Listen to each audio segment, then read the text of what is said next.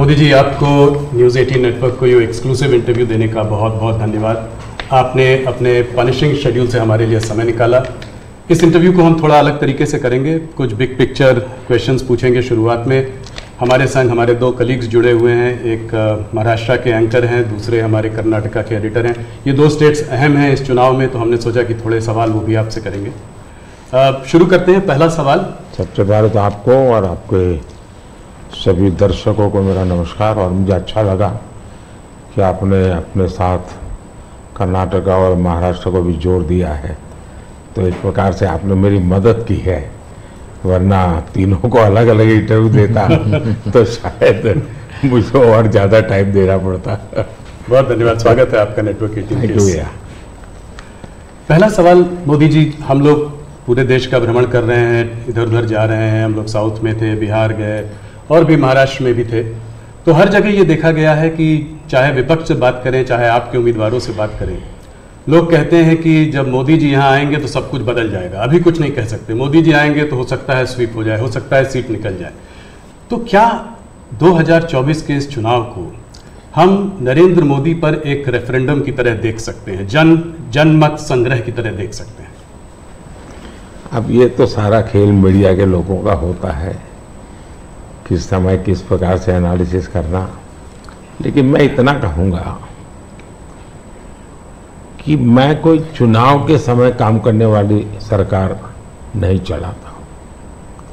आप मेरा 10 साल का रिकॉर्ड देखेंगे तो एवरेज फ्राइडे, सैटरडे, संडे मैं हिंदुस्तान के किसी न किसी कोने में गया हूँ, जनता के बीच में रहा हूँ, और इसलिए मेरा जाना निरंतर चलता रहता है।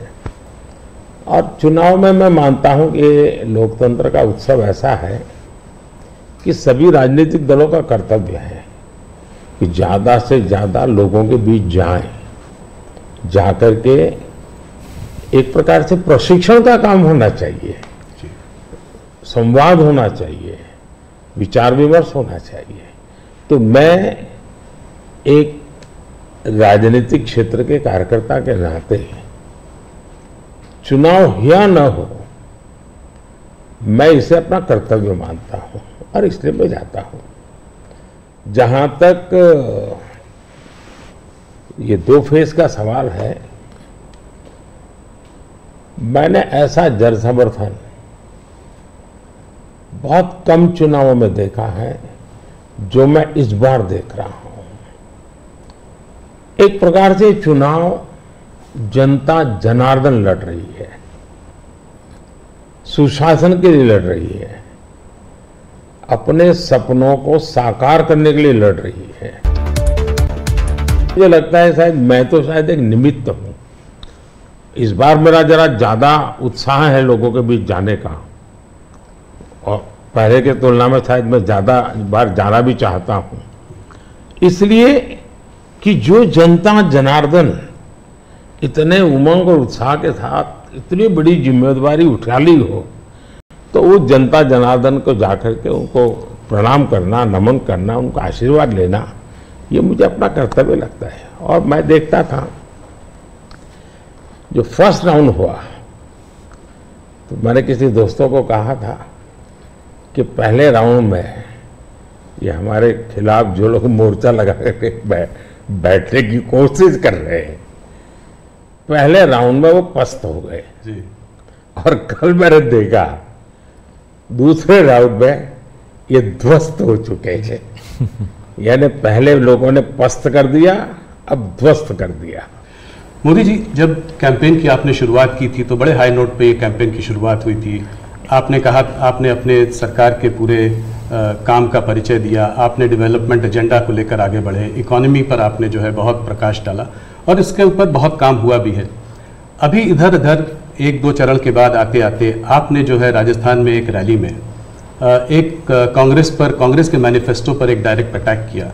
आपने ये तक कहा कि इनका एक स्कीम है जिससे कि ये वेल्थ डिस्ट्रीब्यूट करना चाहते हैं, ये पता लगाना चाहते हैं किसके पास कितनी जमा पूंजी है, किसके पास कितना पैसा है, किसके पास कितना सोना है, सिल्वर है, चांदी है, और उसको वो मुसलमानों में और घुसपैठियों में बांट देना चाहते हैं।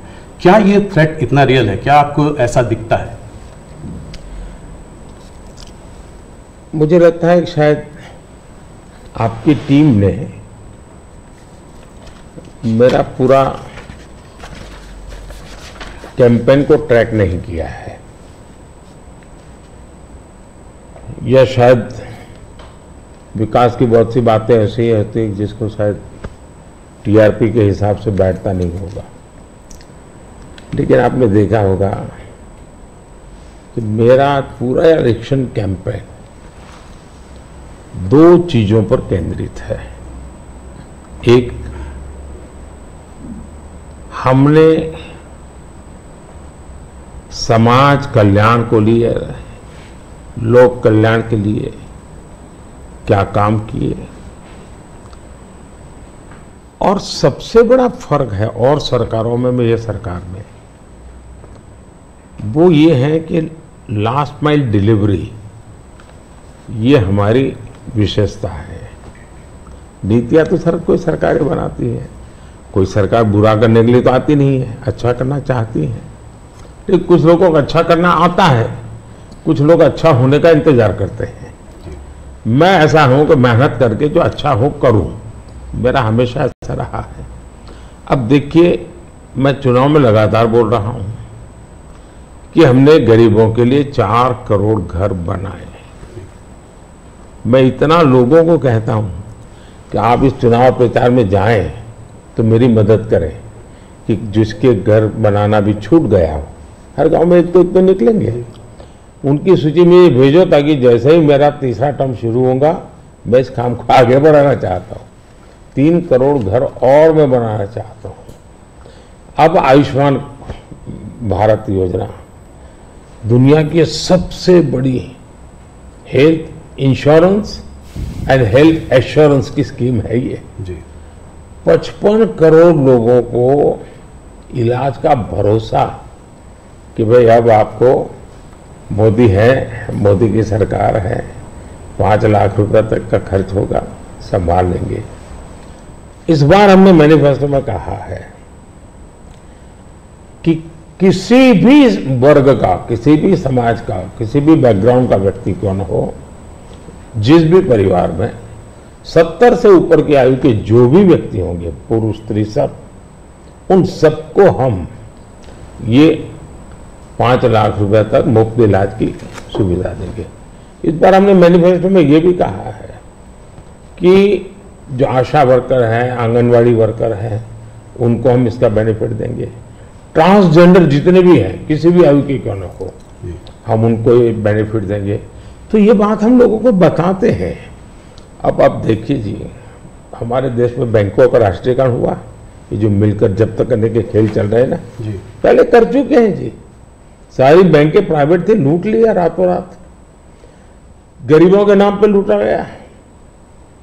लेकिन हमारे देश की बैंकें खस्ता हाल हो गई। आधे से अधिक आबादी ऐसी थी कि गरीबों के नाम बैंक तो लिया, लेकिन बैंक खाता नहीं था। ये मोदी ने आकर के 52 करोड़ बैंक के खाते खोले, और उसका सबसे बड़ा मैंने फायदा उठाया। खाते खोल करके आंकड़ा नहीं किया मैंने, जनधन, आधार और मोबाइल, इस ट्रिनिटी को लेकर के direct benefit transfer 36 lakh crore रुपए, आंकड़ा बहुत बड़ा होता है जी। 36 लाख करोड़ रुपए डायरेक्ट बेनिफिट ट्रांसफर लोगों के खाते में गए। अगर मैंने बैंक खाते न खोले होते तो इनका बड़ा फाइनेंशियल इंक्लूजन इस दुनिया में, पूरी दुनिया में एक साल में जितने अकाउंट खुलते होंगे ना, उससे ज्यादा काम हमारे देश में हुआ है। जल जीवन मिशन हमारे देश में जी 3-4% घरों में भी घर में नल से जल आता था, वो भी ज्यादातर अर्बन लोकेलिटी में। आज 14 करोड़ ग्रामीण परिवारों को नल से जल पहुंचा है। अब ये सारे काम है, 25 करोड़ लोग गरीबी से बाहर ऐसे ही नहीं आए जी। हमने उनको इतना सशक्त बनाया, और मेरी स्ट्रेटेजी यही है कि हम गरीब को इतनी ताकत दें कि गरीब खुद गरीबी को परास्त करे। और जब गरीब अपने मेहनत से गरीबी को परास्त करता है ना, उसके बाद उसको गरीबी में वापस नहीं जाना, ये संकल्प बन जाता है। और वो देश की शक्ति बन जाता है। आज हमें फायदा है, 25 करोड़ लोग गरीबी से बाहर आए, बहुत बड़ा अचीवमेंट है जी, दुनिया इसकी तारीफ कर रही है जी। और ये एक मॉडल बनेगा जी। ये जो डेवलपिंग कंट्रीज है उनके लिए मॉडल बनेगा जी। अब देखिए 2014 के पहले क्या हाल था। 2014 के पहले आपके सारे मीडिया वाले निकाल दीजिए, फ्रेजाइल फाइव यही हेडलाइन होता था जी। आज जी हम वाइब्रेंट इकोनॉमी बन गए। IMF ने दुनिया के 150 देशों का समूह, जिसमें चाइना भी है, हिंदुस्तान भी है, जिसको हम कहें कि एक डेवलपिंग कंट्रीज है या जो इमर्जिंग इकोनॉमी वाले देश हैं, ऐसा का एक समूह का उनको क्लासिफाई करके उन्होंने उसका एनालिसिस किया। बड़ा इंटरेस्टिंग है। यानी एक प्रकार से ये इंडिया का पीयर ग्रुप हम कह सकते हैं। अब देखिए क्या एनालिसिस है।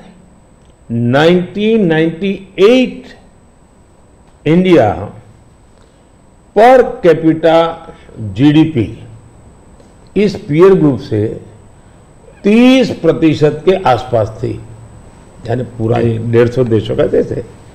उस समय अटल जी की सरकार थी, 98 में अटल जी की सरकार है। 98 से 2004 अटल जी के अपने कार्यकाल में ये 30% को 35% ले गए। अच्छा प्रोग्रेस हुआ। लेकिन दुर्भाग्य देखिए जी, 2004 में ये सब खिचड़ी कंपनी आ गई और ये खिचड़ी कंपनी ने अटल जी की मेहनत जो थी उस पर पानी फेर दिया। 35% को 30 पर ले आ गए वो लोग। यानी इन सारी कंट्रीज ने भारत से ज्यादा अच्छा परफॉर्म किया और हमने बुरा किया। यूपीए की सरकार में भारत डेवलपिंग वर्ल्ड की अपेक्षा और गरीब हो गया। हमसे गरीब थे वो भी हमसे आगे निकल गए। लेकिन 2014 में हम आए सरकार बनने के बाद, 2019 तक में आपको खुशी होगी हम 30 पर से 37 पे पहुंचा दिया और 24 तक मैं जब पहुंचा हूं ये मामला 42% पहुंच गया है। यानी 30 छोड़ा था, हम 42 ले और ये हाईएस्ट है जी। यानी हमारी इनकम दुनिया के और देशों की अपेक्षा बहुत तेजी से बढ़ी है। अगर आप 10 साल के कालखंड में इन्फ्लेशन को भी ले, जो महंगाई की इतनी चर्चा करते हैं ना, तो ये 10 साल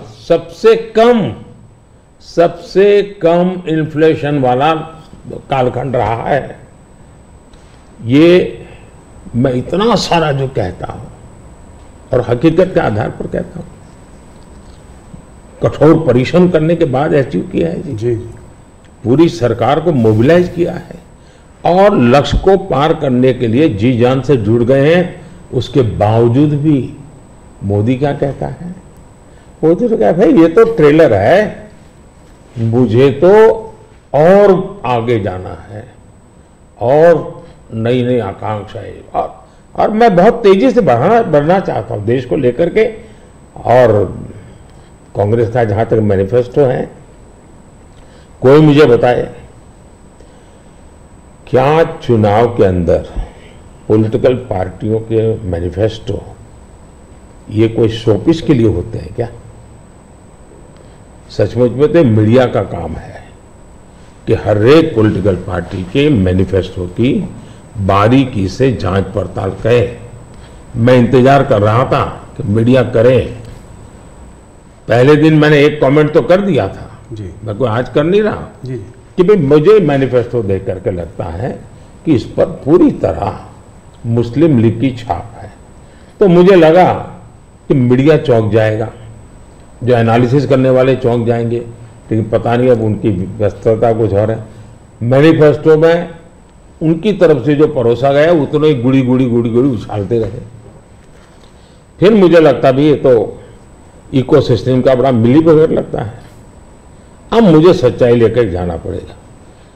मैंने काफी 10 दिन इंतजार किया कि देश इस मैनिफेस्टो में जो बुराइयां हैं उसको कोई न कोई, क्योंकि निष्पक्ष तरीके से आता है तो अच्छा है, आखिरकार मुझे मजबूरन ये सच्चाइयां लेकर के आनी पड़ी। अब देखिए साहब, अब उनके एक महाशय ने अमेरिका में इंटरव्यू दे दिया जी इनहेरिटेंस टैक्स पर, तो इनहेरिटेंस टैक्स की बात ले आए, 55% टैक्स आपकी प्रॉपर्टी। अब मैं विकास और विरासत की बात कर रहा हूं, ये विरासत को लूटने की बात करते हैं। तो मैं और वेल रिडिस्ट्रीब्यूशन की बात करते हैं, और उनके आज तक का इतिहास है, वो करेंगे क्या? तो फिर मेरी जिम्मेवारी, मेरी रिस्पॉन्सिबिलिटी है कि मैं देशवासियों को बताऊं कि भाई ये इस दिशा में ले जा रहे हैं। अब आप तय कीजिए, जाना न जाना जनता जनार्दन का हक है, लेकिन मेरा दायित्व बनता है कि तथ्य के आधार पर, तर्क के आधार पर, उनकी हकीकतों के आधार पर मुझे बताना चाहिए, वो मैं बता रहा हूं। सैम पिट्रोडा जी ने जो है इनहेरिटेंस टैक्स की बात की, जो हम लोगों की जमा पूंजी है, जब हम अपने लोग पूरा बचाते हैं अपने फैमिली के लिए, जब हम उसको अपने आने वाली जनरेशन को देंगे तो उस पर भी टैक्स लगेगा, और ये टैक्स बहुत बड़ा टैक्स हो सकता है। तो क्या आप कहेंगे कि बीजेपी अगर आएगी तो इस टैक्स को कभी नहीं लागू करेगी? भारतीय जनता पार्टी क्या करेगी, हमारे मैनिफेस्टो में साफ हमने लिख करके लाए हुए। अब उन्होंने कहीं सगुफा छोड़ दिया तो मैं भी वो झंडा लेके घूमूंगा, ये सवाल आपके मन में कैसे आ जाता है? भारतीय जनता पार्टी की विचारधारा साफ है जी। हम अपनी विचारधारा के आधार पर कार्यक्रमों को लेकर के, मैनिफेस्टो को लेकर के देश के सामने जाते हैं। कृपा करके ऐसे महाशयों के विचारों को हम पे मत थोपिए भाई। मोदी जी, राहुल गांधी ने एक बात और कही है, वो कहते हैं कि जब वो सरकार अगर उनकी आएगी तो वो एक नेशनल एक्सरे कराएंगे। इसी से जुड़ा सवाल है, इसीलिए मैं पूछना चाह रहा हूँ।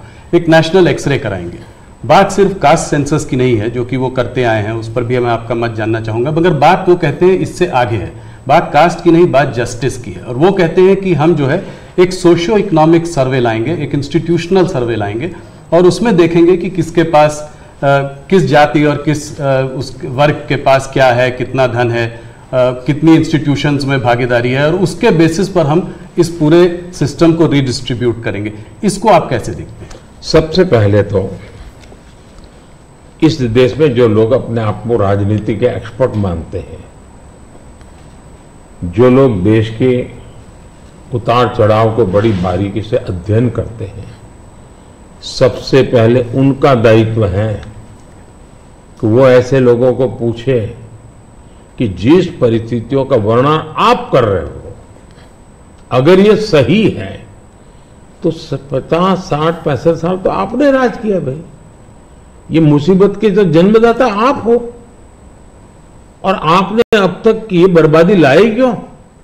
पहले उनका जवाब मांगो भाई, नंबर 1। नंबर 2, एक्सरे का मतलब क्या है जी? मतलब हर परिवार में जाना, घर घर छापा मारना, अगर किसी अनाज के डिब्बे में किसी महिला ने अपने गहने छपा के रखे हैं, उसको भी एक्सरे किया जाएगा, उनके गहने ले लिए जाएंगे, जमीनों का हिसाब किताब किया जाएगा, और फिर उसको रिडिस्ट्रीब्यूट करेंगे। ये दुनिया में एक माओवादी विचार ने सब किया हुआ है, दुनिया बर्बाद हो चुकी है जी।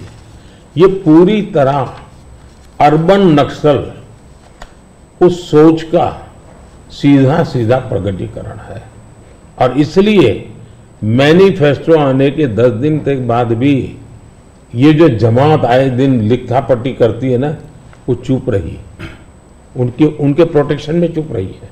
तब मिलके मेरी जिम्मेवारी बन जाती है कि देश को जगाना कि भाई देखिए आपको लूटने की ये तरकीब हो रही है।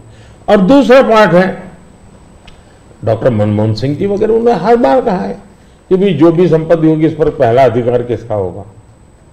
तो हिसाब किताब बहुत साफ है, वो क्या करना चाहते हैं। आपने ये सवाल भी उठाया है, 2006 का एक वीडियो जो वायरल हो रहा है, जिसमें मनमोहन सिंह जी ने कहा है कि गरीब मुसलमानों का पहला अधिकार रिसोर्सेज पर है।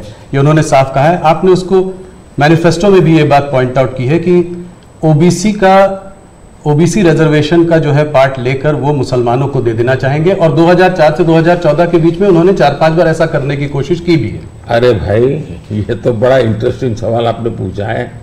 जरा मेरा जवाब लंबा हो जाएगा, लेकिन देश के लिए मुझे बताना पड़ेगा। बताइए। आप कांग्रेस का इतिहास देख लीजिए। 90 के दशक से ये मांग उठी है देश में। समाज का एक बहुत बड़ा तबका है जिसको लगता था कि हमारे लिए कुछ होना चाहिए, उसके लिए आंदोलन हुए हैं। 90 से पहले कांग्रेस ने पूरी तरह इस बात को खारिज कर दिया, उसका विरोध किया, उसको दबाने की कोशिश की है। यानी 90 के पहले का उनका दशक है। फिर उनको जितनी भी कमीशन बने, जितनी कमेटियां बनाई, उसकी भी रिपोर्ट्स ओबीसी के विचार के पक्ष में आने लगे। अब उनके सिफारिशों को भी वो नकारते रहे, रिजेक्ट करते रहे, दबाते रहे। 90 के दशक में उनको लगा कि भी अब इसको जरा उनकी वोट बैंक की राजनीति के अनुसार उसको टर्न दिया जाए। उन्होंने पहला पाप किया क्या, 90s के दशक में कर्नाटका में उन्होंने धर्म के आधार पर, आपको याद होगा, कर्नाटका में उन्होंने धर्म के आधार पर मुसलमानों को ओबीसी घोषित कर दिया। यानी देश के ओबीसी को नकारना, उस विचार को दबाना, उस विचार को रिजेक्ट करना, लेकिन राजनीति खातर मुसलमानों को ओबीसी घोषित कर देना। केंद्र से कांग्रेस गई, 2004 तक ये प्लान ठप रहा, उनका इरादा पक्का नहीं हुआ। 2004 में वो फिर आए, तो आते ही आंध्र में मुस्लिम को ओबीसी कोटा ये देना तय कर लिया। मामला कोर्ट में जाके उलझ गया। अब ओबीसी के 27% जो आरक्षण में मिला हुआ है, भारत के संसद ने दिया है, संविधान के मूलभूत भावना के प्रकाश में दिया है। 27% शहद लगाने की उन्होंने तैयारी कर दी, डाका डालने की कोशिश की। 2006 में नेशनल डेवलपमेंट काउंसिल की मीटिंग हुई थी, एनडीसी की। मनमोहन जी के बयान पर बहुत बड़ा हंगामा हो गया। 2 साल कांग्रेस पूरी चुप रही। 2009 के घोषणा पत्र में फिर से इसका जिक्र किया। 2011 में कैबिनेट नोट है इसका, 2011 के कैबिनेट नोट में ओबीसी के 27% हिस्सा डाका डाल करके उसमें से मुसलमानों को दे देना उन्होंने तय किया जी। 2012 यूपी चुनाव में भी उन्होंने इसकी एक असफल कोशिश की, फायदा नहीं हुआ। 2012 आंध्र हाईकोर्ट ने इसको रिजेक्ट कर दिया, रद्द कर दिया, कानूनी जजमेंट आ गया। एससी में गए, सुप्रीम कोर्ट में गए, वहां भी उनको कोई रिलीफ नहीं मिला। 2014 के घोषणा पत्र में भी धर्म के आधार पर आरक्षण की बात कही है, जबकि हिंदुस्तान का संविधान जब बना तब तो कोई आरएसएस वाले, बीजेपी वाले संविधान सभा में नहीं थे। बाबा साहब आम्बेडकर जैसे लोग बैठे थे, पंडित नेहरू जैसे बैठे थे, सरदार वल्लभ भाई बैठे थे, देश के कई महापुरुष बैठे थे। उन सब ने लंबे चिंतन के बाद तय किया था कि भारत जैसे देश में धर्म के आधार पर आरक्षण नहीं दिया जा सकता। 2024 के चुनाव में आप देख रहे हैं उनका मैनिफेस्टो, और मैंने कहा इस पर पूरी तरह मुस्लिम लीग की छाप है, यानी मुस्लिम लीगी नीतियां उन्होंने अपना शुरू किया। अब ये जो उन्होंने स्थितियां बनाई हैं, मुझे बताइए कि देश के लोगों को ये जिस प्रकार से संविधान की धज्जियां उड़ा रहे हैं, जिस प्रकार से लोग बाबा साहब आम्बेडकर को अपमानित करते हैं, एससी एसटी के आरक्षण पर भी खतरा, तलवार लटका देते हैं, ओबीसी का तो जीना मुश्किल कर देंगे। क्या मुझे देश की जनता को प्रशिक्षित करना चाहिए कि नहीं करना चाहिए?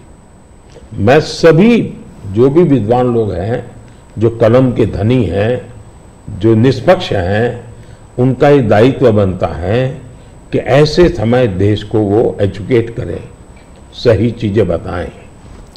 कांग्रेस का कहना है कि उन्होंने ऐसा स्पेसिफिकली नहीं बोला है, जो कि उन्होंने मैनिफेस्टो में बोला है, उसमें लिखा है कि इनकरेज और असिस्ट करेंगे स्टूडेंट्स को बिलोंगिंग टू द माइनॉरिटीज। उन्होंने ये कहा है कि will ensure minorities receive there fair share of opportunities, ये बोला है। तो इसको आप कैसे पढ़ते हैं, मतलब इनके मैनिफेस्टो को? मुझे पकड़ने की जरूरत नहीं, मैंने 1990 से आपको हिसाब दिया है भाई जी।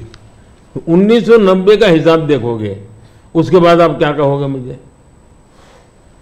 अब मुझे उसमें एनालिसिस करने की जरूरत ही नहीं पड़ती जी। आपको 1990 से लेकर के डॉक्टर मनमोहन सिंह जी के 2009 के बयान तक और सारी चीजों को एक टेबल पर लेकर के देखोगे तो आप बिल्कुल इसमें से क्या निकालोगे भाई? मैं नहीं निकाल रहा हूं जी। हर एक को यही निकालना पड़ेगा भाई। हाँ, मतलब कि एक करके यहां जाएंगे वो। और ये जो भागीदारी की बात करते हैं इंस्टीट्यूशंस में कि जजेस ओबीसी नहीं है, मीडिया में ओबीसी का रिप्रेजेंटेशन कम है, इसको आप कैसे देखते हैं? अब मुझे बताइए, जो 2014 में हम आए, हमने ऐसी कोई नीति बनाई है क्या जो जिसके कारण किसी को रुकावट हो जाए? तो ये उनके पाप है, उनके पापों को देश भुगत रहा है।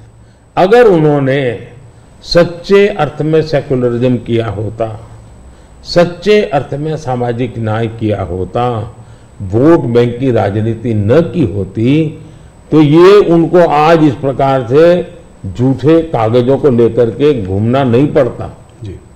मुझे विश्वास है कि 10 साल से मैं जो कर रहा हूं, स्थिति ऐसी आएगी कि जितनी बातें हैं उनका जवाब हम ही देंगे, कर करके देंगे, हर एक को योग्य न्याय देंगे।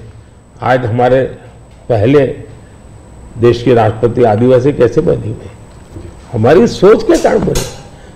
हमें 3 बार राष्ट्रपति बनाने का मौका आया, एक बार अटल जी के समय, 2 बार मेरे समय। पहली बार हमने किसको बनाया? माइनॉरिटी को बनाया, जी बिल्कुल, अब्दुल कलाम जी को बनाया। मुझे मौका मिला पहला तो किसको बनाया? दलित को बनाया। दूसरा मौका मिला तो किसको बनाया? आदिवासी महिला को बनाया।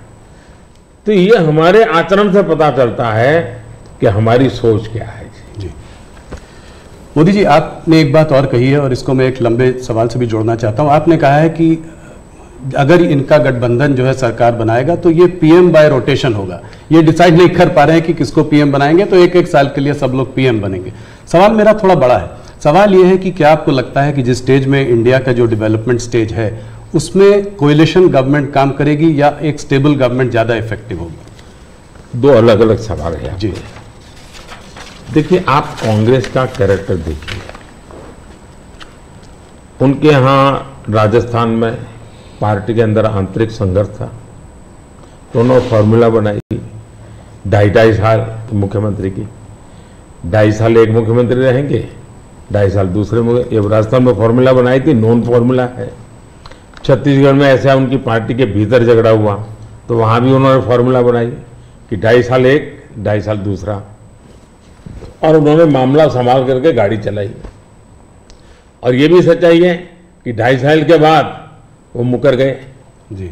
यानी खुद की पार्टी के साथ धोखा किया, खुद की पार्टी के अंदरूनी धोखा करने की उनकी प्रवृत्ति, वो तो एक। इसका मतलब ऐसी फॉर्मूला कांग्रेस के दिमाग में होना ये प्रूवन है उसमें। और मैंने अभी कहीं मीडिया में पढ़ा कि उनकी कोई छोटी सी मीटिंग हुई थी, मीडिया में पढ़ा मैंने, और उसमें ये कहा कि भाई अब आज के स्थिति जब मोदी बार बार पूछ रहा है भाई इतना बड़ा देश किसको सुपर्द करे, आपका नाम तो होना चाहिए ना, इतना बड़ा आप किसी का भी नाम दीजिए जी। कोई तो नाम देना पड़ेगा ना। अरे क्रिकेट की टीम होती है वो भी कैप्टन बताती है, कबड्डी की टीम होती है वो भी कैप्टन बताती है। भाई आप बता नहीं रहे हो कि इतना बड़ा देश दे किसको। और तब जाकर फिर उन्होंने कोई ऐसे फॉर्मूला बनाई है कि भाई 1 ईयर 1 पीएम फॉर्मूला। अब एक पीएम 1 साल रहेगा तो आएगा, पूरी नई सरकार बनाएगा, कैबिनेट बनाएगा, तो फिर शपथ समारोह चलते रहेंगे 5 साल, और क्या होगा जी। और देश संकट समारोह में उलझता रहेगा, वो शपथ समारोह में उलझते रहेंगे। अब कोई देश ऐसे चल सकता है? इतना बड़ा देश जी। देश ने 30 साल तक अस्थिरता देखी है, मिलीजुली सरकारों का दौर देखा है, आज दुनिया में भारत के प्रति विश्वास बढ़ा है, उसका कारण भारत के 140 करोड़ लोगों ने एक स्थिर, मजबूत, स्पष्ट बहुमत वाली सरकार बनाई। तो कोई भी भरोसा करेगा भाई हाँ इस सरकार के पास मैंडेट है, मिली जुली सरकार पर कोई भरोसा ही नहीं करता है। और इतना बड़ा देश ऐसे थोड़ा चल सकता है। लेकिन आज देश की राजनीति ऐसी है कि कोई एक पार्टी कितने ही बहुमत से क्यों न जीते, उसने रीजनल एस्पिरेशंस को ऑनर करना ही होगा। और इसलिए हमें पूर्ण बहुमत मिला, फिर भी हम सरकार एनडीए की बनाते हैं, एनडीए के साथियों को लेकर के बनाते, क्योंकि एक पार्टी को पूर्ण बहुमत मिलने के बाद भी देश के राजनीतिक उज्जवल भविष्य के लिए, देश के लोगों के एस्पिरेशंस के लिए, रीजनल एस्पिरेशंस को उतना ही रिस्पेक्ट देना चाहिए, उतना ही हिस्सा देना चाहिए। और ये कैरेक्टर एनडीए ने डेवलप किया है, भारतीय जनता पार्टी ने करके दिखाया है। आपने रीजनल एस्पिरेशंस की बात की तो उसकी बात हम लोग करेंगे। एक सवाल और जिससे पहले कि उस पर आते हैं, ऑपोजिशन की सारी पार्टीज, राहुल गांधी, कांग्रेस, सब ये कहते हैं कि मोदी जी ये जो है मैच फिक्सिंग कर रहे हैं इस चुनाव पर। उन्होंने कहा है कि ईडी, सीबीआई और ईवीएम के बिना आप चुनाव नहीं जीत सकते। क्या कहेंगे आप? ईवीएम का जवाब तो देश की सुप्रीम कोर्ट ने दे दिया है। और 2014 में इनके पास ईडी थी, इनके पास सीबीआई थी, तो हार क्यों गए भाई? मेरे होम मिनिस्टर तक को जेल में डाल दिया था, तो हार क्यों थे गए वो? अगर ईडी सीबीआई से चुनाव जीते जाते तो ईडी सीबीआई का काम तो इतने सालों तक कांग्रेस ने किया है, वो जीत जाते हैं जी। और इतना बड़ा देश एक म्युनिसिपैलिटी का चुनाव फिक्स नहीं कर सकते हो भाई, जरा करके देखो, ये संभव होता है क्या फिक्सिंग? क्या क्या दुनिया को मूर्ख बना। लेकिन दुख इस बात का है कि ऐसी बातें करने वालों को आप मीडिया के लोग उनको पूछने के बजाय हमको पूछते हो। मोदी जी थोड़ा सा, लेकिन इसमें एक बात चौकस है जी, मैं मानता हूं पिछले कई दिनों से इंडिया अलायंस के लोग इतने निराश हो चुके, इतने निराश हो चुके हैं कि अभी उनको बहाने ढूंढना बहुत जरूरी बन गया है। क्योंकि पराजय के बाद भी लोगों के सामने जाने के लिए उनको इसलिए मैं समझता हूं शायद वो अभी से ये सारे तर्क ढूंढ रहे हैं कि पराजय के तर्क क्या होंगे, शायद उसी की उनकी इंटरनल एक्सरसाइज है ये। मोदी जी दो स्टेट्स अहम है इस चुनाव में, एक है कर्नाटका और एक है महाराष्ट्र। कर्नाटका जहां पे अभी आपकी हार हुई थी विधानसभा के चुनाव में, और महाराष्ट्र इसलिए क्योंकि वहां पर एक अजीब सी खिचड़ी बनी हुई है, दो पार्टियां टूटी हैं। मेरे दो साथी मेरे साथ हैं। सबसे पहले शुरुआत करते हैं कर्नाटका से। तो हरिप्रसाद जी जो हमारे वहाँ के एडिटर हैं वो आपसे कुछ सवाल पूछना चाहते हैं। हरिप्रसाद जी स्वागत है आपका। ಕರ್ನಾಟಕದಲ್ಲಿ ನೇಹಾ ಹಿರೇಮಠ್ ಮರ್ಡರ್ ಕೇಸ್ ಬಹಳ ಚರ್ಚೆ ಆಗ್ತಾ ಇದೆ. Neha killed inside the campus by Fayaz.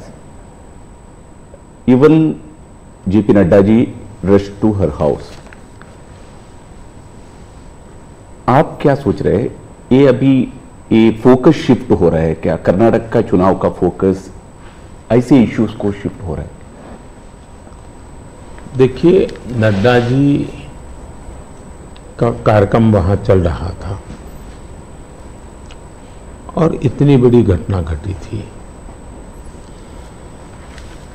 और ऐसी चीजों में हमें वो किस दल के थे, वो कांग्रेस के थे, उसकी बेटी की हत्या हो गई तो हमारा क्या, ये हमारे संस्कार नहीं है, न ही हमारी सोच है, और एक मानवीय संवेदना का विषय है।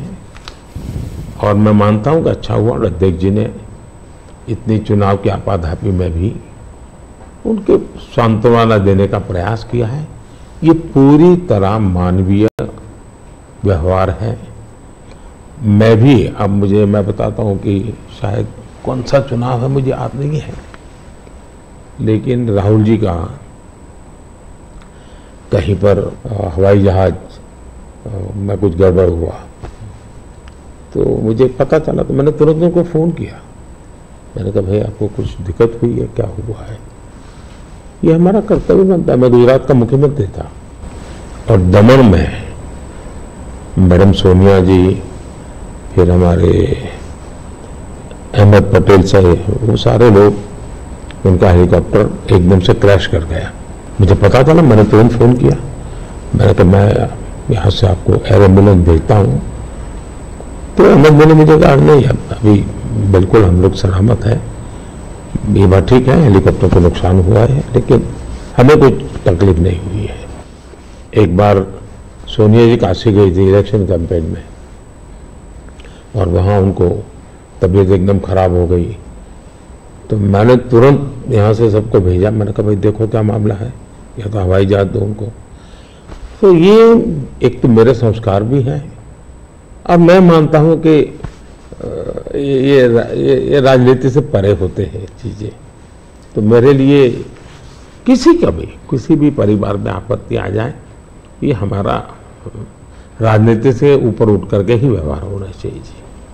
Regarding the guarantee schemes, in Karnataka, Congress promised 5 guarantees, and they, after coming to power, they delivered that one. They, as per their promise, they are delivering that one. Now, whereas in BJP is more. In the last election, you lost there. Only 66 seats you were able to win there. BJP able to win there. Now again, Yediyurappa जी का leadership और उसका बेटा का leadership में ज़्यादा focus हो रहा है।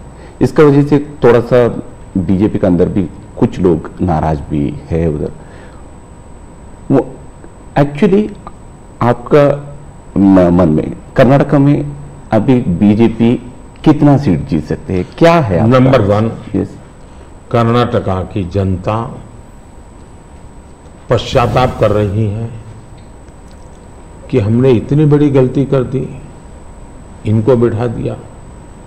तो जन समर्थन हमारा कम नहीं हुआ है, जन समर्थन हमारा बढ़ा है, लेकिन इन्होंने इतने ही कम समय में सीएम कौन, अभी भी वो बात सेटल नहीं हुई है। शपथ हुआ है सीएम का लेकिन सेटल नहीं हुआ है। अपने आप को सीएम मानने वाले लोग बहुत है उसमें।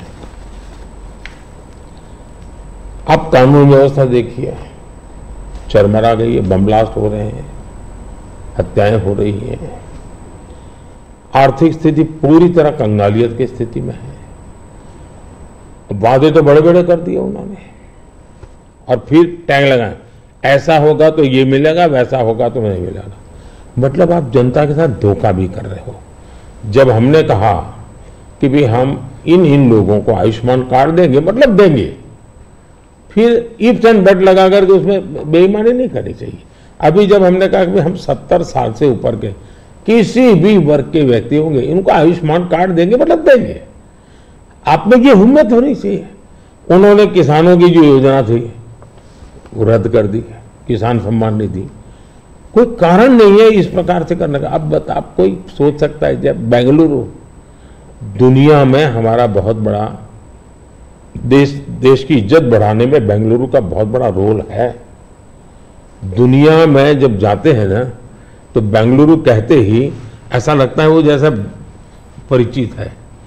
टेक हब के रूप में जाना जाता था, आपने देखते ही देखते इसको टैंकर हब बना दिया और टैंकर में भी माफियाशाही चल रही है। पानी के लिए लोग तरस रहे हैं। अगर ये जो हालत उन्होंने कर दी है, अब युवाओं की स्कॉलरशिप आपने संख्या भी कर दी, अमाउंट भी कम कर दी, यानी एक के बाद एक आपने ऐसे नेगेटिव काम किए हैं। जिन मुद्दों को लेकर के वोट मांगा उन मुद्दों को आप वोट दे नहीं पा रहे हैं। अच्छा, डेप्यूटी सीएम वो अपने भाई के लिए वोट मांग रहे हैं और वो खुद सीएम बन सके इसलिए सब खेल खेल रहे हैं। वो सीएम से हटे इसके लिए भी खेल खेले जा रहे हैं। जहां तक भारतीय जनता पार्टी का सवाल है, हम टीम स्पिरिट से काम करने वाले लोग हैं। भले मेरी टीम ने मोदी को आगे किया, लेकिन मेरी पूरी टीम काम कर रही है जी। उसी प्रकार से येदियुरप्पा जी हमारे वरिष्ठ नेता हैं, लेकिन काम पूरी टीम कर रही है और टीम मेहनत करती है, लोगों को विश्वास भी है और हम आगे बढ़ रहे हैं। The second phase selection of Karnataka, in nation it's the third phase, but for us in Karnataka it's the second phase election for 14 seats. There's northern part of Karnataka, majorly drought hit places are there. Now regarding this drought, बारे में already Congress is claiming that we went to Supreme Court. Now central government is forced to give a rightful compensation. What's your opinion? देखिए, सिद्धारा में है कि जब पुरानी सरकार थी और वहां ड्राउट था उस समय, मैंने खुद के ने उनकी पूरी टीम को यहां बुलाया था। एज ए प्राइम मिनिस्टर मैंने उनकी टर्म में इनको बुलाया था। बैठ करके मैंने कहा भाई पहले हम जल संचय की योजना हमें बनानी चाहिए। अब जहां तक स्टेट डिजास्टर रिलीफ फंड का सवाल है, हमारी सरकार ने पहले ही जो केंद्र का हिस्सा होता है वो उनके यहां बैंक के खाते में जमा करके दे दिया हुआ है जी। हमारी इंटर मिनिस्ट्रियल टीम उसने भी प्रभावित क्षेत्रों में जो नियम है, पद्धति हो जो हमने नहीं बनाई, कई दशकों से है, उसके अनुसार वो टीम वहां गई है, जाकर के उसने सर्वे किया है। और हर बार ऐसा होता है, जैसे मेरे यहाँ गुजरात में भूकंप हुआ तो मैंने एक मेमोरेंडम भेजा, भारत सरकार ने एक टीम भेजी, उन्होंने सर्वे किया, उन्होंने हिसाब किताब लगाया। अब ये सारी प्रोसेस चली, आचार संहिता आ गई, तो हमने इलेक्शन कमीशन को कहा भाई हमारे सामने ये विषय है, हम इसको जैसा ही आप परमिशन देंगे हम देना चाहते हैं। एनडीआरएफ के तहत अब राशि रिलीज भी कर चुके हैं उस नियम के अंतर्गत। मोदी जी, थोड़ा सा हमारे संग हमारे एंकर जुड़े हुए हैं विलास बड़े, आपसे कुछ महाराष्ट्र के बारे में बातचीत करना चाहते हैं। नमस्कार भैया। मोदी जी, तुम्हाला महाराष्ट्राचा नमस्कार, महाराष्ट्राकडून नमस्कार। महाराष्ट्र में बीजेपी को उन 23 सीटों को बचाना है जो आपने 2019 में जीती थी, लेकिन इस बार महाराष्ट्र में एक पूरी खिचड़ी बनी हुई है। शिवसेना और एनसीपी टूटी है, उनके दो पार्टनर आपके साथ है, जो दो गुट है आपके साथ है। क्या उद्धव ठाकरे जी और शरद पवार जी के साथ या उनके पक्ष में आप कोई एक सिंपैथी की लहर देख रहे? देखिए, पहली बात तो मैं महाराष्ट्र के सभी लोगों को मेरा नमस्कार, और मेरे लिए अच्छी बात है कि मैं अलग से महाराष्ट्र के विषय को लेकर आपसे बात कर रहा हूं। अब देखिए, ये बात सही है कि वहां लंबे अरसे से मिलीजुली सरकार चलती है। विलासराव देशमुख थे तब से लेकर के आप देखिए, इवन शरद पवार भी जब मुख्यमंत्री बने थे वो भी पूर्ण बहुमत के साथ अकेले नहीं बन पाए थे। दूसरा, महाराष्ट्र का दुर्भाग्य रहा है कि लंबे अरसे से 5 साल तक कोई एक मुख्यमंत्री रहा नहीं है। एक भी व्यक्ति 5 साल में, देवेंद्र फडणवीस पहले व्यक्ति थे लंबे अरसे के बाद जो एक पूरा कार्यकाल मुख्यमंत्री रहे, और पूरी सरकार बेदाग रही, पूरी सरकार लोगों का भला करने वाली सरकार रही। अब सिंपैथी हमारे साथ होनी चाहिए कि जो लोग हमारे साथ चुनाव लड़े, जो लोगों ने हमारे साथ चुनाव लड़ करके महाराष्ट्र के लोगों से वोट मांगा, लेकिन मुख्यमंत्री बनने के खुद के व्यक्तिगत महत्वाकांक्षा के कारण और उसमें अहंकार भर गया, इसके कारण आपने बाला साहब ठाकरे के जमाने से बनी बनाई इस जोड़ी को धोखा दे दिया, और उसका लोगों को गुस्सा है, बीजेपी के प्रति सिंपत्ति है। दूसरा, शिवसेना के अंदर जो तूफान खड़ा हुआ या एनसीपी के अंदर जो तूफान खड़ा हुआ, वो साफ साफ दिखता है कि जब आप अपने परिवार के लोगों को ही प्राथमिकता देते हैं और बाकियों को नहीं देते हैं, तो कभी न कभी तो कठिनाई पैदा होती है। शरद राव के घर में जो मुसीबत है उनके पारिवारिक झगड़ा है, भतीजा संभाले कि बेटी संभाले। यहां भी इनका झगड़ा यही है कि भाई और कोई सक्षम नेता ऊपर आए कि खुद का बेटा भले अभी जैसे यहाँ एक परिवार में कांग्रेस के चल रहा है उस पर, तो वो झगड़ा उनका है जी। और मैं मानता हूं हमारा देश इस प्रकार के पारिवारिक झगड़ों के प्रति नफरत करता है, सिंपैथी नहीं करता है। तो ये बिल्कुल ही आप सिंपैथी शब्द लेकर के सिंपैथी दिलवाने की अगर कोई कोशिश करता है तो मैं समझता हूं वो भी फेल जाने वाली है। लोग नफरत करते हैं, लोग ऐसी चीजों को स्वीकार नहीं कर सकते कि भाई ये तुम्हारे घर के झगड़े तुम घर में निपटो ना, महाराष्ट्र को क्यों बर्बाद कर रहे हो। तो गुस्सा है। दूसरी बात है, जहां तक आज सिंधे जी के नेतृत्व में जो सरकार चल रही है, भारतीय जनता पार्टी का ज्यादा सीटें होने के बाद मैंने त्याग किया है। त्याग महाराष्ट्र की भलाई के लिए किया है। कुछ लोगों को लगता था कि हम सीएम बनना चाहते हैं, नहीं, तो हम सीएम बन सकते नहीं बने हैं। महाराष्ट्र की जनता को हमने कन्विंस किया है कि हम महाराष्ट्र के लिए जीते हैं, हमारे लिए नहीं जीते हैं। और इस चुनाव में ये सिंपैथी हमारे पक्ष में है कि इतना बड़ा दल, एक मुख्यमंत्री सफल रहा हुआ मुख्यमंत्री, वो आज डिप्टी सीएम बनकर के भी एक प्रकार से खुद के सम्मान को छोड़ करके आज भारतीय जनता पार्टी सिर्फ और सिर्फ महाराष्ट्र के उज्जवल भविष्य के लिए। और मैं मानता हूं हमारे देश में बंगाल बर्बाद हो गया, कोलकाता एक इकोनॉमी को ड्राइव करता था, लेकिन वहां इस प्रकार की उठापटक की राजनीति ने बर्बाद कर दिया। बिहार और उत्तर प्रदेश अस्थिरता की राजनीति ने तबाह करके रख दिए थे। महाराष्ट्र को इस हालत में जाने नहीं देना चाहिए। मुंबई देश की आर्थिक राजधानी है, हमें देश हित में भी महाराष्ट्र में मजबूती के साथ आगे बढ़ना चाहिए। और ये बात हम महाराष्ट्र की जनता को समझा रहे हैं, उनको कन्वे कर रहे हैं, और महाराष्ट्र की जनता बहुत पॉजिटिव रिस्पॉन्स दे रही है जी। ओके, महाराष्ट्र में बीजेपी, शिवसेना और एनसीपी की महायुति बनी है, लेकिन इस चुनाव में आखिरी समय तक सीटों की खींचातान बहुत चल रही है। अभी तक टिकट का वितरण भी बहुत जगह पे नहीं हुआ है। ये महायुति पर एक बड़ा सवाल नहीं है खड़ा करता? मुझे लगता है ये जो पहले दो वाक्य बोले ना, उसके सिवाय बाकी सब जो बता रहे वो उन लोगों का प्रॉब्लम है। वहां सीटें तय नहीं हो पा रही है, वहां निर्णय नहीं हो पा रहा है, वहां पैरेलल चुनाव लड़े जा रहे हैं। इस बाजू तो ऐसा ही नहीं, तो चल पड़े हैं लोग, मिलजुल करके सीटें तय कर करके चल पड़े हैं जी, और वेल इन एडवांस कर दिया है। शिवसेना, बीजेपी और एनसीपी, ये तीनों ने इसको कर लिया है। सामने जो नकली पार्टियों का मेला मिलाप है वहां नहीं हो पा रहा है जी, उल्टा है। कितनी सीटें देखते हैं आप महाराष्ट्र में? पिछली बार 41 आई थी, इसलिए पूछ रहा हूं ये सवाल। हम बहुत ताकत के साथ आगे बढ़ रहे हैं, वोट भी बढ़ेगा, सीट भी बढ़ेगी।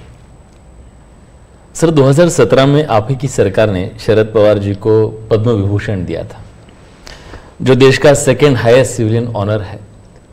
लेकिन पिछले मंगलवार को शरद पवार जी ने एक कह दिया, मराठी में ते मराठीत असं म्हणाले की मोदी जी देशाचे नवे पुतीन आहेत, आप नए पुतीन बन रहे हैं। आप इस कमेंट को कैसे देखते हैं? मैं उनका आदर करता हूं, आज भी करता हूं। हाँ। और मैं मानता हूं सार्वजनिक जीवन में लंबे अरसे तक जिन जिन लोगों ने काम किया है वो हमारे साथ रहे न रहे, हमारे विरोध बने, वो अलग बात है। इसका मतलब ये हुआ कि जिसके अंदर वो पुतिन को देखते हैं उसकी सरकार से अवार्ड लेकर के वो गर्व कर रहे हैं। ये तो बहुत बड़ा कॉन्ट्राडिक्शन है भाई। लेकिन वो गर्व कर रहे हैं।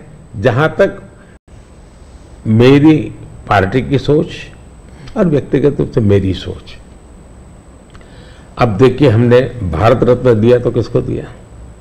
प्रणब मुखर्जी, नरसिम्हा राव, चौधरी चरण सिंह जी, कर्पूरी ठाकुर, और इस देश में किसी ने क्वेश्चन नहीं किया कि मोदी जी अब इनको क्यों भारत रत्न दे रहे हैं। सबको लगता हाँ यार ये ड्यू था, डिजर्व था। किस दल के थे? हमारे खिलाफ ढेर सारी बातें उन्होंने बताई हुई ऐसे लोग हैं, लेकिन निर्णय उसके आधार पर नहीं होता है। आप पद्म पुरस्कार देखिए, मुलायम सिंह जी, असम के तरुण गोगोई जी, पीए सांगमा जी, जमीर जी, एसएम कृष्णा जी, आप देखिए जी, सारे लोग हैं दूसरी पार्टियों के हैं, हमने उनको पद्म दिया।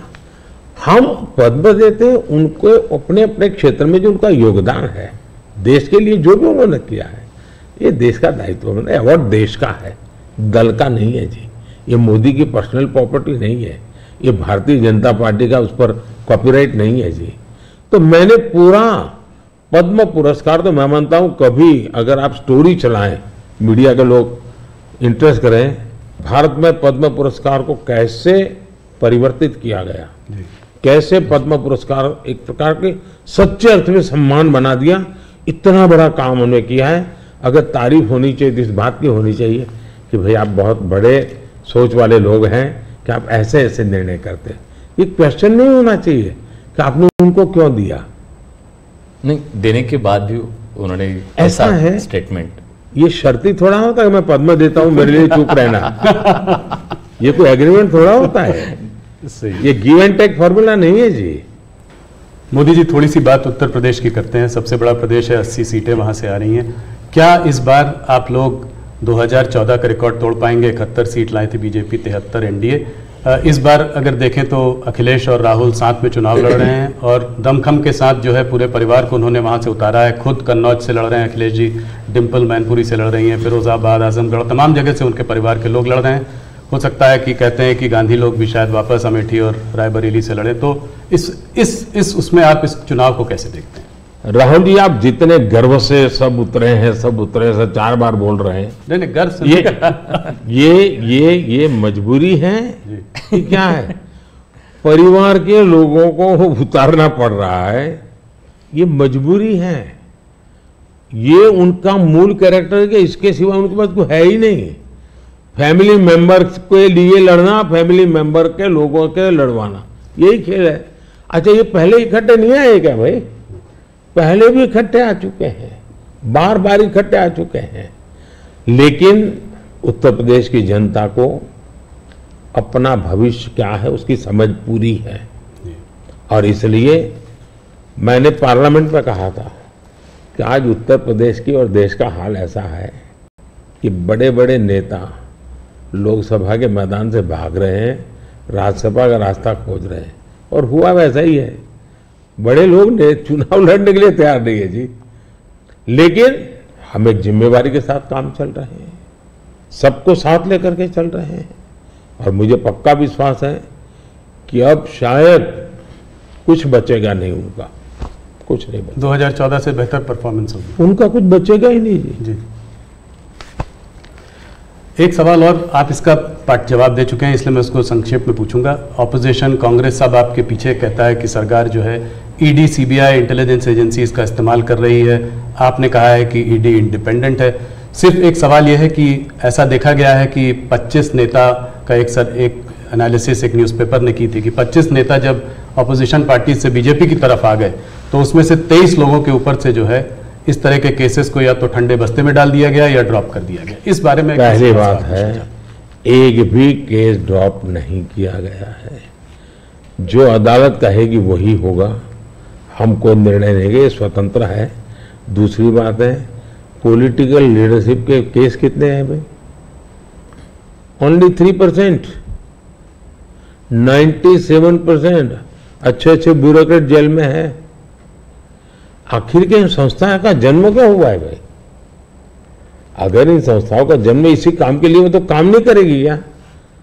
और अदालत इतनी बड़ी है जी, किसी को जमानत नहीं दे रही है अदालत, तो अदालत देखती होगी ना भाई। और भ्रष्टाचार के मामले में हम कम से कम उसको लाइट न ले जी। सचमुच में देश में चर्चा होनी चाहिए कि पहला एक जमाना ऐसा था आपको आरोप लगता था ना तो भी हल जाते थे। आज गुनाह सिद्ध हो चुका, सजा हो चुकी, फिर भी आप हाथ ऊंचा कर करके फोटो निकलवा रहे हो, आप भ्रष्टाचार का महिमा मंडन कर रहे हो। इस देश में ये आलोचना का विषय होना चाहिए। भ्रष्टाचार को न्यू नॉर्मल के रूप में ट्रीट नहीं करना चाहिए, वरना इस देश का बहुत नुकसान होगा जी। ये सवाल बीजेपी और अदर्स का वाला नहीं है, देश के लिए ठीक नहीं है कि आप इसको न्यू नॉर्मल बना दे। और मैं देख रहा हूं धीरे धीरे धीरे ऐसा वातावरण बनाया जा रहा है, हाँ ठीक है यार वो तो चलता रहता है। यही तो देश, गरीब आदमी मर रहा है जी। हमने कैसे भी करके इससे देश को मुक्त करना चाहिए, रिजॉल्व होना चाहिए कंट्री का, वो नहीं हो रहा है जी। और मैं तो मानता हूं कि भाई देखिए मैं जो कोशिश कर रहा हूं, एक सिस्टम को पॉलिसी ड्रिवन बनाओ, टेक्नोलॉजी को भरपूर लाओ। आज हमने पहले एक प्रधानमंत्री कहते थे 1 रुपया जाता है 15 पैसे पहुंचता है जी। आज मैं कहता हूं 1 रुपया जाता है पूरे 100 पैसे पहुंचते हैं, डायरेक्ट बेनिफिट ट्रांसफर। क्यों? सिस्टम को सुधारो भाई। हमने जेम पोर्टल बनाया, करप्शन को कम करने की दिशा में हमारा बहुत बड़ा कदम है जी। दूसरा, समाज को भी जगाओ, समाज को भी आदत डालो कि भ्रष्टाचार बुरा है, किसी भी स्तर पर भ्रष्टाचार से मुक्त रहना चाहिए। और देश में वो वातावरण बन रहा है, पॉलिटिकल लोगों को डर नहीं है। और मैं मानता हूं उसमें कुछ मात्रा में ये जो सिर्फ हमारा विरोध है इसलिए उनका समर्थन कर देना, ये शोभा नहीं देता है भाई। आपने पिछले कार्यकाल में काफी बड़े काम किए, आर्टिकल 370 को रद्द किया, सीएए को लेके आए, मगर ऑपोजिशन लीडर्स इस कैंपेन में सब कह रहे हैं कि अगर वो सरकार बनाएंगे तो इन सबको जो है सीएए को रिपील कर देंगे। ममता बनर्जी खास करके कह रही है सीएए को इम्प्लीमेंट नहीं होने देंगी। इसको आप कैसे देखते हैं? पहली बात है कि जिसको भारत का संविधान समझ है, जिसको भारत के फेडरल स्ट्रक्चर का पता है, किसके पास कौन काम है वो सब पता है, वो कभी ऐसी बात बोलेंगे नहीं, क्योंकि ये उनके अधिकार क्षेत्र का विषय ही नहीं है जी। अगर मोदी भी राज्य का मुख्यमंत्री होता है तो नहीं कर सकता है जी। जो भारत सरकार के विषय है वो भारत सरकार करेगी, जो राज्य सरकार के विषय होते हैं वो राज्य सरकार करेगी। लेकिन जनता को मूर्ख बनाने की फैशन हो गई है, जनता को अंधेरे में रखने, इसलिए वो कुछ भी बोलते रहते हैं। दूसरी बात है, मैं चैलेंज करता हूं कांग्रेस पार्टी कल प्रेस कॉन्फ्रेंस करके बता दे कि हम 370 वापिस लाएंगे, क्योंकि 370 हटने के बाद ये लोग संविधान की इतनी बड़ी बातें करते हैं ना, बाबा साहब अम्बेडकर के नाम पर हमको इतनी गालियां देते हैं। हिंदुस्तान में बाबा साहब अम्बेडकर का संविधान पूरे देश में लागू नहीं हुआ था। जम्मू कश्मीर में 70 साल तक भारत का संविधान नहीं लगा है। ये हमने आकर के भारत के संविधान, और वहां दलितों को पहली बार आरक्षण मिल रहा है जी। वाल्मीकि समाज वहां रहता है, वहां पहली बार आरक्षण मिल रहा है। ये सब क्या बातें करते हैं जी। और उनकी हिम्मत है क्या वो प्रेस कॉन्फ्रेंस करके बोले कि हम 370 फिर से वापस लाएंगे? हिम्मत है तो कोई भी दल हिम्मत है तो आ जाए मैदान में। मोदी जी, बंगाल की तरफ चलते हैं। वेस्ट बंगाल में जो है इस बार चुनाव काफी जोरों में लड़ाई हो रही है। पिछली बार जब आप 2019 में 18 सीट लाए थे 42 में, तो लोग चकित रह गए थे, लोगों को उम्मीद नहीं थी कि आप 18 सीट लाएंगे। इस बार आपके एक नेता ने कहा है कि 36 सीट आ सकती है। राजनाथ जी ने मुझसे इंटरव्यू में कहा था कि 36 सीट आ सकती है। कैसे देख रहे हैं इस वक्त माहौल को? देखिए, जहां तक लोगों का चकित वाला जो आप कह रहे हैं ना, उनका प्रॉब्लम यह है कि मुझे 10 साल हो गए, अभी भी वो मानने को तैयार नहीं कि देश की जनता ने मोदी नाम के किसी व्यक्ति को प्रधानमंत्री बनाया। तो ऐसी एक जमात है जो देश के मैंडेट को स्वीकार करने को तैयार नहीं है जी। अब हकीकत है भाई कि देश की जनता हमको समर्थन दे रही है। आपने हिसाब लगाया था नहीं होगा नहीं होगा, वो तो आपकी गलती थी जी। लोग, हमारे तो लोगों के साथ संपर्क है, बट मैं मालदा में था, मैंने जी मैं हैरान था कितना बड़ा जबरदस्त वहां माहौल था जी। अब जनता जनार्दन का विश्वास बन रहा है कि देश में एक स्थिर मजबूत सरकार है। बंगाल में भी उसका परिणाम अच्छे मिले, और टीएमसी के शासन में महिलाओं पर जो अत्याचार हो रहे हैं, संदेश खाली की जो घटना है, पूरे देश को हिला दिया है जी। और उसका गुस्सा निकलना ही निकलना है मतदान में। आखिर जनता के पास तो मताधिकार है, उससे से अपना गुस्सा निकालेंगे जी। तो गुस्सा निकलना है, बहुत स्वाभाविक है। आपने देखा होगा नोटों के ढेर, क्या कभी आपके टीवी वालों ने इतने सारे नोटों के ढेर कभी पकड़े गए देखा था? पिछले कुछ सालों में आप लगातार 50 करोड़ के ढेर, 300 करोड़ के ढेर, 250 करोड़ के ढेर, 200 करोड़ के ढेर, देश चौंक गया है जी। आप कितना इसको दबाने की कोशिश करो, लेकिन देश के दिल दिमाग में स्थिर हो चुका है कि लूटने वाले लोग हैं। तो इस बार जीत और बड़ी होगी। बिल्कुल क्लीन स्वीप कर रहे हैं। उड़ीसा को कैसे देखते हैं? उड़ीसा में आपने जो है बीजेडी का साथ छोड़ा। भारतीय जनता पार्टी वहां अलग रही है। बीजेडी ने मुद्दों के आधार पर समर्थन केंद्र में हमारा समर्थन किया था, मुद्दों के आधार पर जी। और ऐसे बहुत से दल हैं जो मुद्दों के आधार पर हमें समर्थन देते रहे हैं। तो बीजेडी का हमारा नाता हो रहा, राज्य के अंदर हम बिल्कुल, उड़ीसा की पूरी अस्मिता खत्म हो रही है भाई। उड़ीसा की अस्मिता संकट में है। उड़िया लैंग्वेज वो खतरे में आ रही है। और मैं नहीं मानता कि उड़िया के लोग अब ये लंबे अरसे तक इसको सहन कर सके। इतने संसाधन है जी। आज उड़ीसा देश का रिचेस्ट स्टेट बन सकता था जी, रिचेस्ट स्टेट, लेकिन क्या हालत बना के रखी है। तो अब उड़ीसा के सामान्य मानवी के अंदर एस्पिरेशंस है जी। और मुझे लगता है कि हमें सेवा का मौका मिलना चाहिए। हम उड़ीसा को कहां से कहां पहुंचा कर देंगे। उड़ीसा से बात बिहार की भी करते हैं। बिहार में आपने फिर नीतीश जी के संग वापस जो है आपका गठबंधन उनके साथ है, उस गठबंधन के साथ लड़ रहे हैं। कैसे देखते हैं? पिछली बार 39 सीटें थी आपकी 40 में, क्या इसको रिपीट कर पाएंगे? पहले एक तो हम चुनाव असेंबली का साथ लड़े थे जी, बाद में वो कहीं गए फिर वापस आए। तो हम जो जनता का मैंडेट है उसके अनुसार साथ में है जी, जहां तक जन समर्थन का सवाल, कल मैं बिहार में ही था, जी, जो जन समर्थन में देख रहा हूँ जी, अनप्रेसिडेंटेड, इतनी गर्मी में कोई पैंडल नहीं, कुछ नहीं, जी, और लाखों लोग जिस प्रकार से इस बात से जुड़े हुए हैं, मैं साफ देख रहा हूँ जी कि बिहार में पहले हम एक आध सीट शायद हार जाते थे, शायद इस बार एक भी नहीं हारेंगे।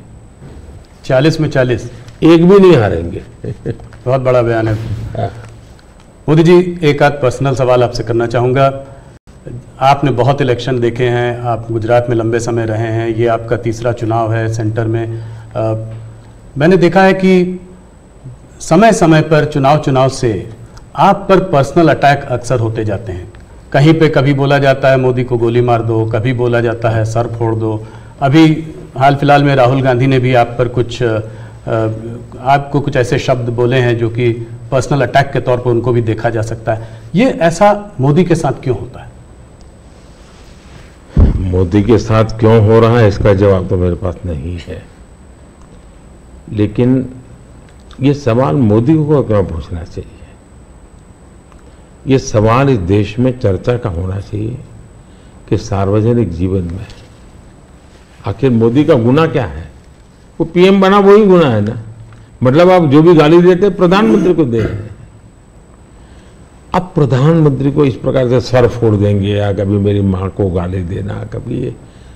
और मैं हैरान हूं जी, भारत के राष्ट्रपति पर भी किस प्रकार का कटाक्ष किया गया था। शर्म आए इस प्रकार की भाषा का प्रयोग किया था। मैं हमेशा मानता हूं कि मतदाता ही मेरा परिवार है, देश ही मेरा परिवार है, और मैं सकारात्मक राह से जा रहा हूं। लेकिन जो ऐसा कर रहे हैं उस पर तो मैं आप लोगों पर छोड़ता हूं, देशवासियों पर छोड़ता हूं कि इन लोगों की तरफ कैसे देखना चाहिए। मोदी जी, अगर एक सवाल मैं ये समझना चाहूं कि ये जो तीसरा टर्म होगा आपका, वो पहले दूसरे से अलग कैसे होगा? पहला कार्यकाल मेरा कैसा गया, तो मैं सामान्य मानवी की जो जरूरतें थी उनको मैं एड्रेस करना चाहता था। मैंने उस दिशा में काम किया और उस समय देश के अंदर एक निराशा का वातावरण था, सरकार के प्रति नफरत का वातावरण। भाई सरकार यानी निकम्मी, मुझे विश्वास भर रहा था। मैंने उस पर काम किया, मजबूती लाया।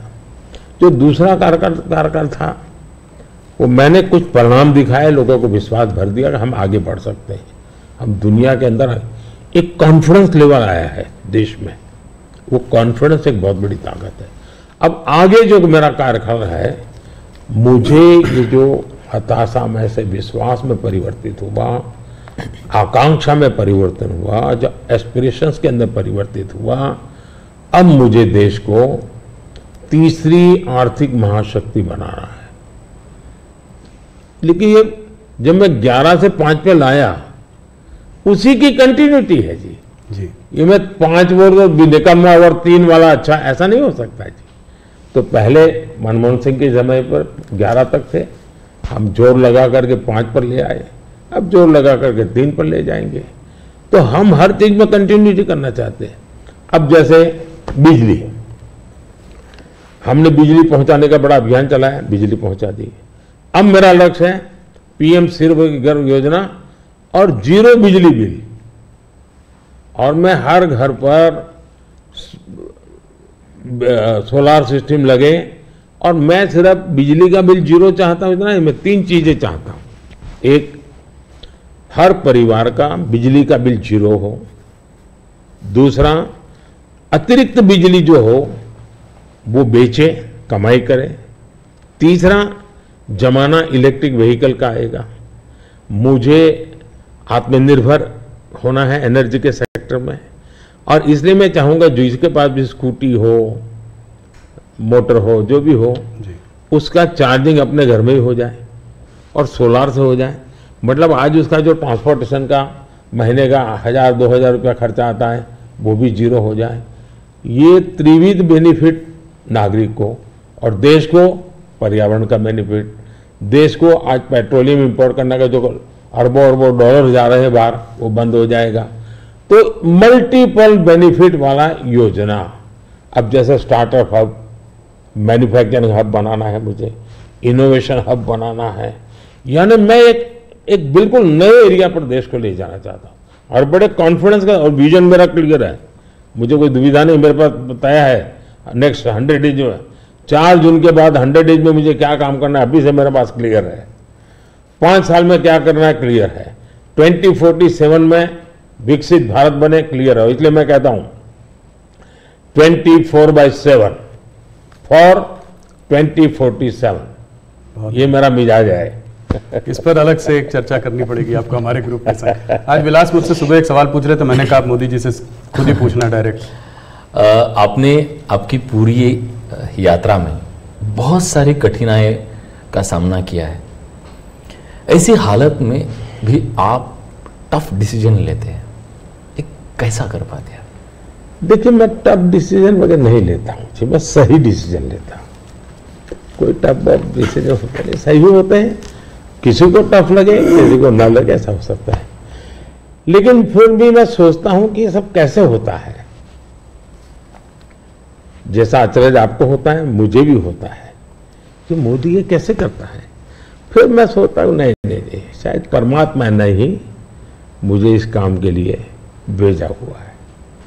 मुझसे जो कुछ भी है वो कोई ईश्वरीय शक्ति करवा रही है, और वो ईश्वरीय शक्ति, ईश्वरीय प्रेरणा से मैं करता रहता हूँ। ये कोई परमात्मा की देन है, परमात्मा ने मुझसे कुछ काम लेना तय किया है, किसी पर्पज के लिए परमात्मा ने मुझे भेजा है। और इसलिए मैं ये जो बाकी तूफान चल रहा है उससे बहुत परे रहता हूँ। लेकिन इस तूफान में शांत कैसे रहते हैं? वही, मैं उससे परे रहता हूँ। मुझे शायद परमात्मा ने यही राह दिखाई है कि तुम उन चीज़ों में मत उलझो, तुझे कोई बड़ा काम करना है, तुम अपने काम में लगे रहो। तो परमात्मा का निर्देश है, परमात्मा की इच्छा है, परमात्मा की योजना है, और शायद ये उसी का मैं एक निमित्त हूँ, कुछ नहीं हूँ। Thank you. इसी से जुड़ा सवाल था कि आपको हम लोग देखते हैं, हमको आपका शेड्यूल मिलता है, आप इतना ट्रैवल कर रहे हैं, दिन में 5, 4, 6 रैली, वो भी कोई इस प्रदेश में तो कोई दूर दूसरे प्रदेश में। तो इस सब में आप फिट कैसे रहते हैं? कौन सी ऐसी शक्ति है जो आपको ये दृढ़ संकल्प दे रही है आगे बढ़ने का? पहली बात तो मैंने कहा ना कि ये मैं नहीं कर रहा हूँ, ये ईश्वर ने तय किया हुआ है। ईश्वर ने मुझे शायद इसी काम के लिए भेजा है, क्योंकि मैं जिस परिवार में पैदा हुआ हूँ जी, मेरी माँ ने कुछ पढ़ी लिखी नहीं थी, उसे स्कूल नहीं देखा था, मेरा कोई पॉलिटिकल बैकग्राउंड नहीं है, और इतना बड़ा देश, इतना काम ईश्वर नहीं करेगा तो कौन करेगा जी। और मेरे लिए दो ईश्वर हैं, एक जिसको हम देख नहीं पाते हैं और दूसरे वो जो जनता जनार्दन है। मैं जनता जनार्दन को भी ईश्वर का ही रूप मानता हूँ, और दूसरा परमात्मा के प्रति मेरी अपार श्रद्धा है। शायद परमात्मा ने मुझे इस काम के लिए भेजा है, जनता जनार्दन ने आशीर्वाद दिया है, शक्ति दी है। जहां तक मैं काम क्यों कर पाता हूं, मैं मेरे लिए जीता नहीं हूं, न मैं मेरे लिए जन्मा हूं। तो मेरे मन में हमेशा रहता है कि मुझे जितना समय मिला है उसका पल पल मैं देश के काम आऊं। जहां तक मैं दौड़ता था, मैं मानता लोकतंत्र एक बहुत बड़ा उत्सव है, फेस्टिवल है जी। ये जनता जनार्दन के दर्शन करने का अवसर है जी। हमें मौका लेना चाहिए, जितना जनता जनार्दन के दर्शन कर सकते करना चाहिए।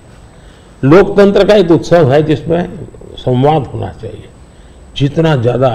तो मैं इसको एक, वैसे हम घर में कोई बड़ी पूजा करते हैं ना, कैसे इन्वॉल्व होते हैं, मेरे लिए पूजा का समय है। मेरे 140 करोड़ देवता, उनकी मैं पूजा कर रहा हूं, उस भाव से मैं चलता हूं, लगा रहता हूं उनमें, वो खप जाता हूं और थकता नहीं हूं, भगवान को देख के आता हूं। मोदी जी बहुत बहुत धन्यवाद आपका, आपने अपने समय, इतना समय निकाला। आपके नारे की तरह इस बार हमारा भी एक नारा है, अगली बार सिर्फ न्यूज़ 18 पर आर पार। बहुत बहुत धन्यवाद, आपने हम लोगों को समय दिया। चलिए, बहुत बहुत धन्यवाद। धन्यवाद। सगळ्यांना माझे नमस्कार। सगळ्या महाराष्ट्रातल्या जनतेला